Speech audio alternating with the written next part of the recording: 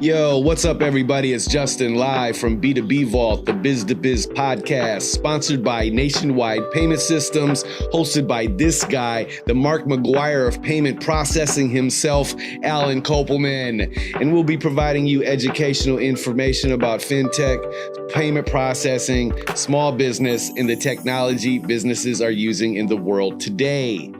And in today's podcast, we'll be talking about who owns your data. Or who's your dad? No. Who's your daddy, man? Yeah. No. But yeah, who owns your data? A lot of questions, a lot of concerns. People are really uneducated when it comes to this. You know, like people do not like to read the terms of service. They don't read, what they're signing up for, whether it be social media, to starting a business. So Alan came across an interesting article last week, or maybe even the week before. It was a couple weeks ago, and then we also had a lawyer, contact us to interpret somebody's contract. That we'll get into, but yeah. So we talked, and we was like, you know what, it's a good topic to talk about because my mom's always calling me about it and stuff like that. My dad's always asking questions, and I think people really. I think people assume quickly that their data's safe, with these different platforms and stuff like that. But we'll get into it in here in a minute. Anyway, how are you doing today, sir? Everything's going well. It's a busy week. This week has been very slow.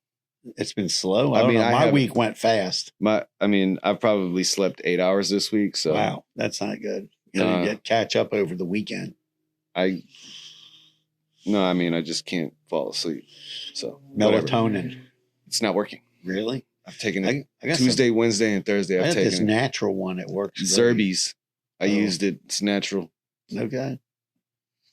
I'm organic. If it ain't organic, Jay starts to panic. I'll show you the bottle of the one I get. Yeah, it's pretty strong. I don't know. I read last night maybe I shouldn't be drinking my nighttime tea along with it. Probably not a good idea. Water. Because it's nighttime tea and then the melatonin, the two different herbs are like fighting with each other. I don't know. It's possible. Yeah, other than that, life is good. I can't complain about anything. So, yeah. Yeah, so I did see an article that was talking about who owns your data. Talked about a bunch of different companies, Stripe, Square, PayPal, Toast was mentioned in the article. Square, Clover, not necessarily Clover, but the PayFac companies. The PayFac companies, right? These PayFac companies, Shopify was in about who owns your data and what happens with that data and how does that work. So it's and then I had this attorney contact me and he goes, "Oh, I have this client." And they had this, I don't want to say the name of the software, they had a software, they discontinued using it. And then the company said, well, you can't get out of the contract. So the guy had sent me the contract. Oh, that was a terrible, excuse my friend, that was a shitty contract. And the contract, said all kinds of stuff that the customer agrees that terrible, man. Agrees that all the data and everything belongs to that company. I think you should go ahead and tell what company that is so that people can be aware. Well, it says it in all of those companies' things. Revel was this company. Revel, Revel. Revel is out here. Toast has the same language in their contract. Toast as well. And so does Square. And so does Stripe, and so does PayPal. They all have it in there about that the customer data belongs to the merchant. What the merchants don't realize is they're not the merchant. The company is the merchant because it's which is explained in a whole other podcast that we're not going to get into today. About PayFacs. You have a PayFac company, and then you have an account under them. And the way you can tell that is that when you go to a Square merchant or you go to a Toast merchant or a Revel merchant, the credit card transactions, like for Square, says SQ and then the name of the merchant. Right. Because Square is the merchant and these people are sub-merchants. And if you want to find out more, check back in another podcast. Yeah, check back in about the PayFac. What's a PayFac? So the customer was literally like really upset that they're not because he canceled his contract and now they're keeping the data. And they also told him that he's responsible for liquidated damages of the profit that they would make and the 19 months left on the software term license. Of his condition, the terms and conditions of his contract. You got to read the terms and conditions. We've talked about that numerous times. Yeah, you got to numerous times. Especially like leases. Read your lease when you rent a commercial space. Is it a triple net lease? Who's responsible for the AC? Who's responsible for things attached to the building? That, man. But this right here is a prime example of reading what you're signing up for. It is so imperative to read those documents that you receive in your email. Don't just click and sign. I know we got to hit the ground running, man. We got to make this money. I know that's what we're trying to do, but look at what happens when you don't read. Yeah, you don't the terms and conditions in the contract. It's about a $30,000 to $40,000 liability that he's going to be liable to pay because he signed it. Right. He might get off. I'm sure that the company will. They're going to try to collect the money. Right. I believe. I wouldn't put it past them. I mean, if I sign something, I agree to that. Right. They're going to try to collect it they'll probably send a letter. And then they'll probably try to file a lien. They can do a lot of stuff to force you to pay it. The other thing is like, if you ever notice, like if you go to a Square merchant and then let's say you were never at that business before and you put your credit card in there, the Square merchant will say, "Oh, you want your receipt texted to you? Your number ends in 1287." Right. And you're like, how do they have my phone number? They have the number because Square owns all the data. So they have your phone number. So I want to this is something that I've run across a few times. I've gone into doctor's offices, right? And they're using Square for their payment provider on an iPad. And their HIPAA compliance basically says Square sellers are responsible for determining whether they are subject to HIPAA requirements and whether they intend to use the services in connection with Square if they're using Square services. Square is definitely not HIPAA compliant because Square, when they run the credit card, collects the name, collects your phone number or your email address, and they have it and they share it with other businesses. And they own the data and they sell the data. I've said this for a long time. Companies like Square, Stripe, PayPal, Shopify, even Amazon, I would put in there, right? Because Amazon has basically a mall and they're selling stuff that's theirs and other people's stuff. Yep. And they're collecting a ton of data. Sure, if you go to Amazon and you say, I want the data on how many people buy pillows, they could tell you how many people buy pillows by zip code, right? And when they buy them and what's the best month for someone to buy pillows. They definitely have that data. Right. So the same thing. All these companies have data. They're all essentially, you can say they're a payment company, but they're really a data company. And they've been hauled up before Congress numerous times. And they ask them, what do you do with the data? I think Congress should know what they do with the data and should ask them what they do with the data. I don't think Congress knows the right questions to ask because they don't understand the payment system and they don't understand what data they're actually collecting. But if you're a doctor's office and you're using Square, you are not HIPAA compliant because you're going to run my card and then you're going to say, Alan, your number ends in, this isn't my phone number, 1234. That's not compliant because you're sharing patient data with Square. And now they know that I went to a doctor's visit. I don't like it. You know what I'm saying? They know I went there. And the same thing with, let's say you're using Toast or Revel for your payments, right? In your restaurant. And Justin orders pizza. And then he orders pizza from my restaurant all the time. Right. And they know that Justin orders pizza. But now I decide I'm going to go to Toast. Well, Revel has all Justin's information. They have the information of everybody that's ever ordered a pizza from my place.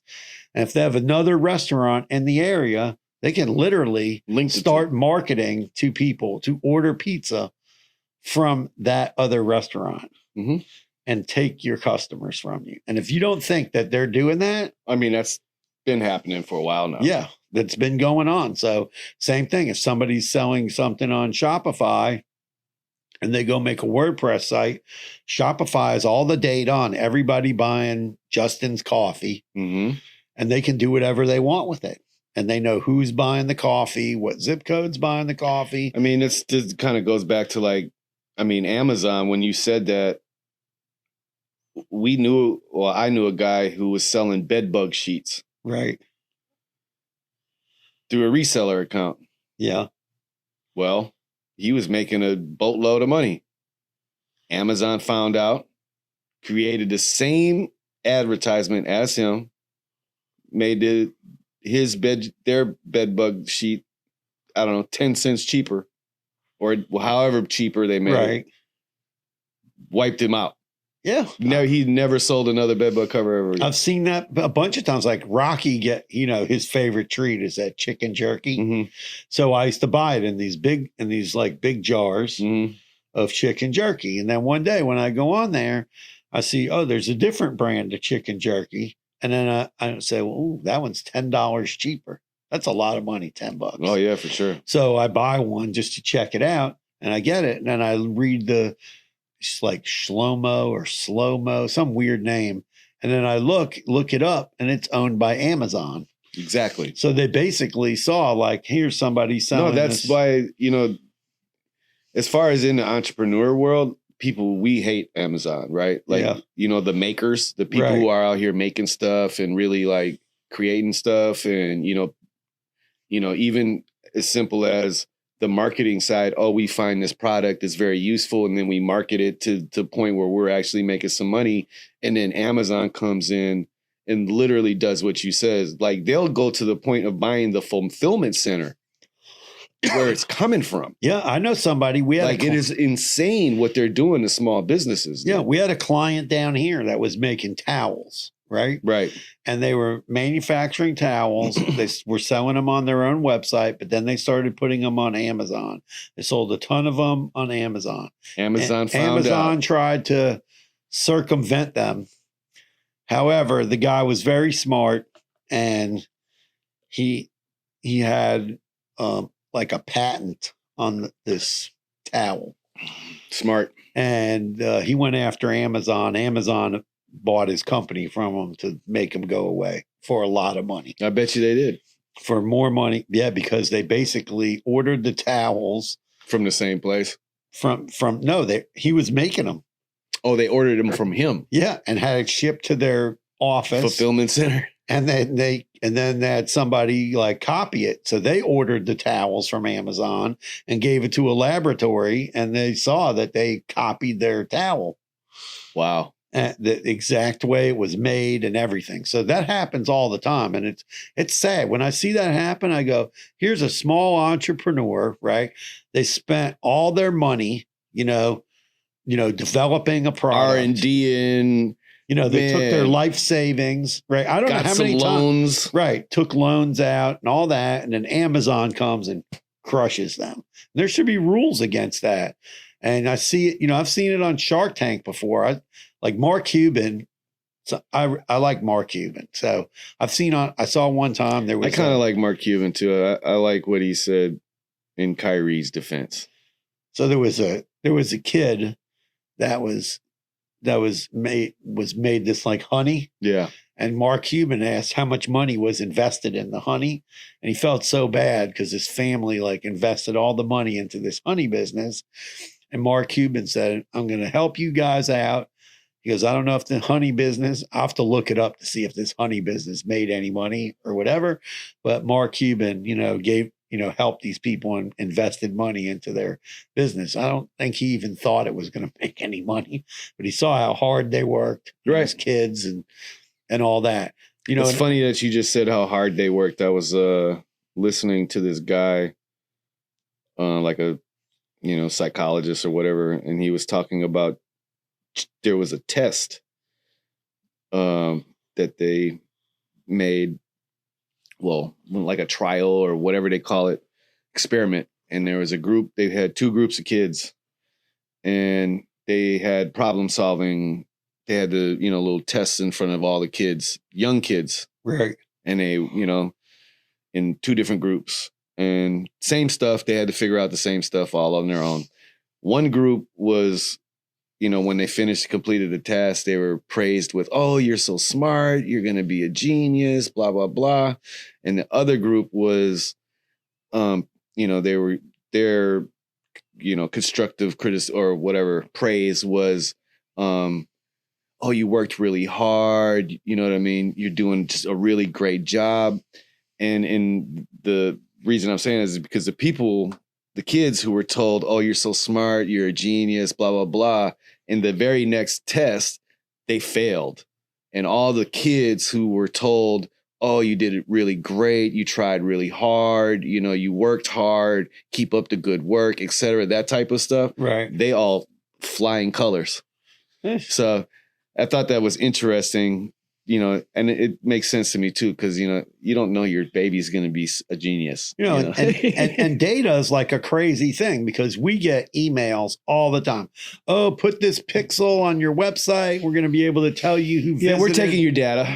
What are you going to do about it? No, we're going to be able to tell you who visited your website and all this stuff. And, we've tried a bunch of them out. There's tons of these data companies, like there's a bunch of them like Zoom Info and Seamless Q and Seamless. And they say, oh, you can go online and then you can go scrub through LinkedIn and then you can get all these people's information off of their LinkedIn profile. But I can tell you it's all super inaccurate because I mean, from what we've been working with, yeah, I would say that I don't know if is accurate the right word. It might be accurate, but it's hard to believe when the traffic says this and then you say there's only 100 visitors. Right. So, exactly. And then I get it too, because out of that, maybe they can't, it's dependent on how long they're on the site. And they broke down the different companies have different algorithms on how they track this data. Right. And, with the one that was most recent that we were using, it started off strong and then it finished up weak. Yeah, it's almost like these companies just upload a whole like a spreadsheet of already leads that they have. Right. And maybe we don't know. And they're just telling you these are the people that landed on your website. I have no idea. I don't know either. No, but I'm just saying data. Also, we haven't signed up for the super premium platinum versions of any of this stuff you either. Have to try. You have to, I always say, crawl, walk, run. Yeah. You don't want to run. You don't want to go and pay $500 and then go, that's it. That's what I got. Exactly. That's just crazy. I mean, just show me what the thing can do. Like I'll tell you, we have a social media tool, right? That we've been using for 3 months. We just had to buy it. They give us the first 3 months for free. I think that's the greatest. That company, and I don't mind paying them. So then that's why they're making you pay for the year. Right. I don't mind pay for the whole year after that, right? Yeah. I don't mind. They want me to pay for 12 months, but I'm not paying for the 3 months I got for free. But for 3 months, we used it, we learned it, we mastered it, and we know what it can do. And we're going to keep it. And we don't mind paying for the whole year up front because it's a good piece of software. More companies should think about doing that. I don't remember. In the US. And they did have some stuff in there about data, that they collect data from what we do. And if they wanted to, they could put out a press release about that we use their software. Go right ahead. It's called Sprinkler. Mm-hmm.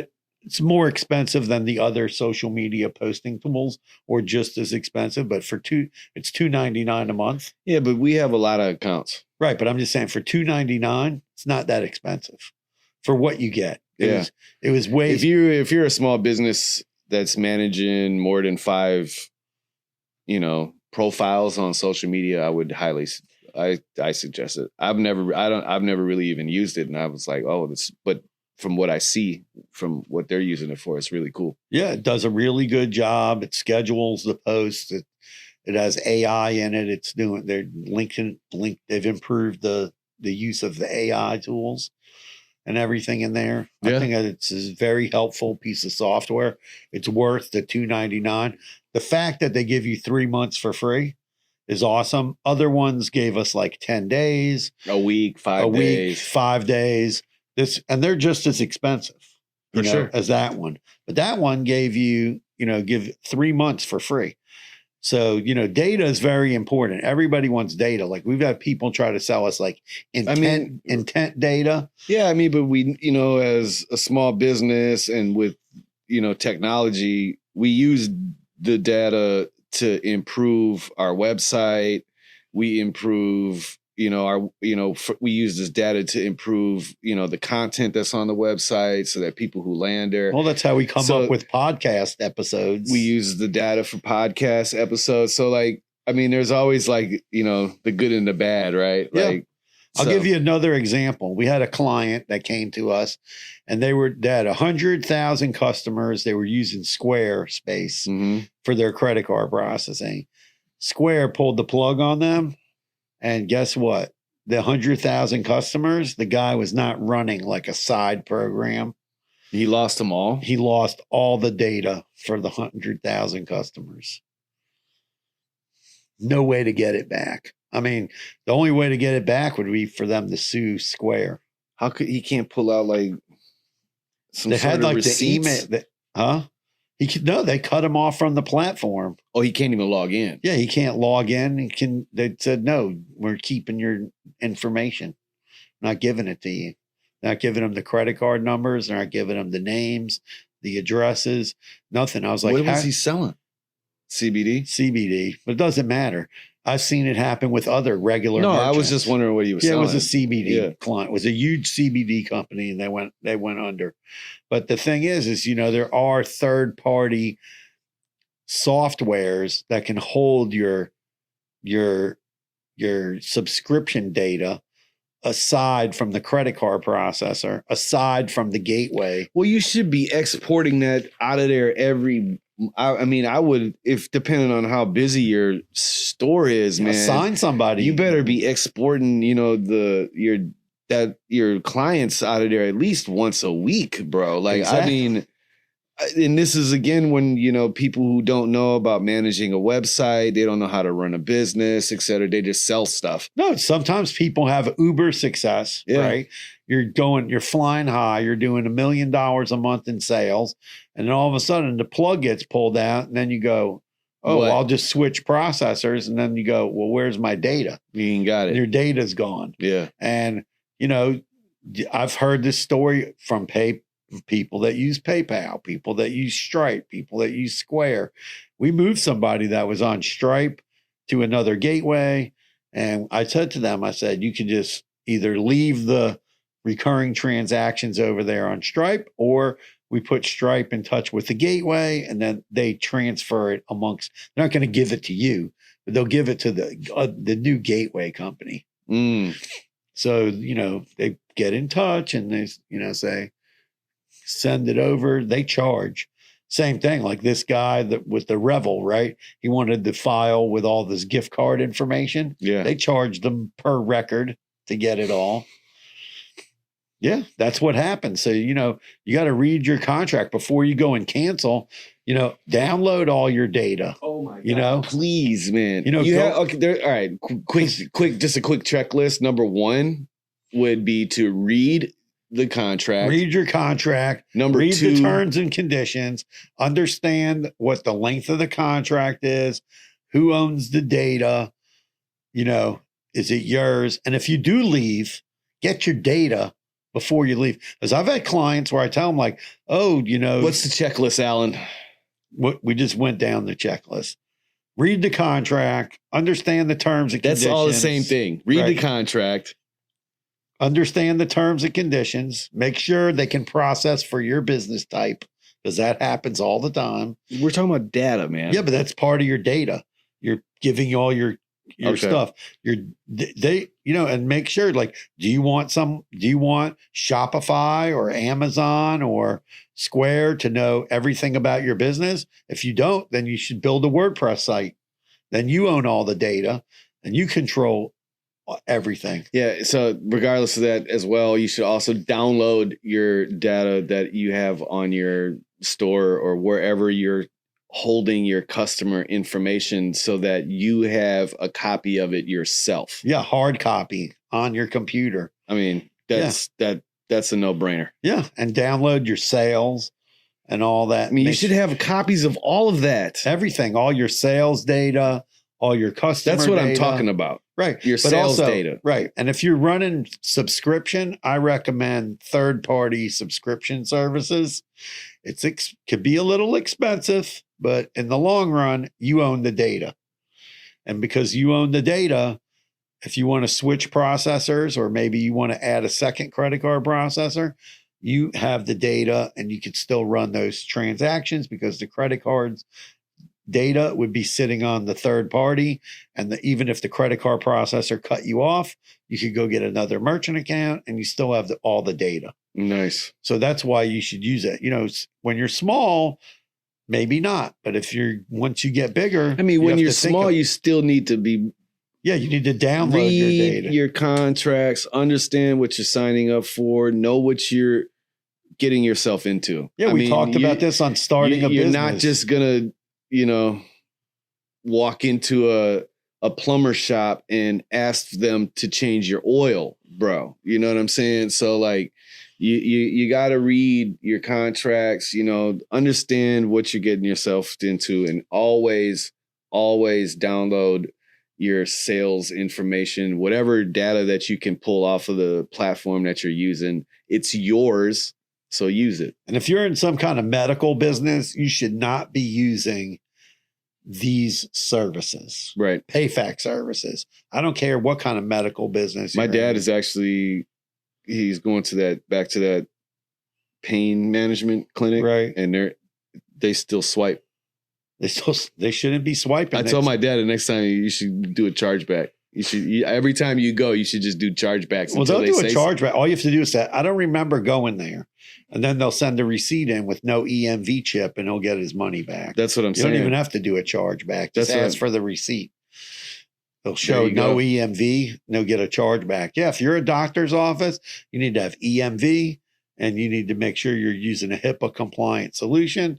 And these PayPal, Square, Stripe, etc., none of those are HIPAA compliant because they take the data. So I got a question about these. How are these medical companies even allowed to sign up? How is Square just because they put in there? It says what I told you. The Square sellers, which are are responsible of determining whether they're subject to HIPAA requirements. But if it's a doctor's office, well, they're putting it on the doctor, saying, "Oh, it's up to them to decide." It's right here in their written agreement. Here, read it. No, I don't. That's what it says. I understand. It says they have to determine it. I don't think it's right. I don't think they should be allowed to sign up those business types. No, they shouldn't. Anyway, who owns your data? Who's your daddy? Nutso. Yeah, who's your daddy? If you want to own your data, you can talk to us, make an appointment at nationwidepaymentsystems.com. We'll explain it all to you. Hit that YouTube subscribe button for us. Smash it like Hulk. Like, comment, all that happy stuff, man. Let us know what you want us to talk about next time. Look forward to chopping it up with Alan next week. Take it easy. Peace out. Peace.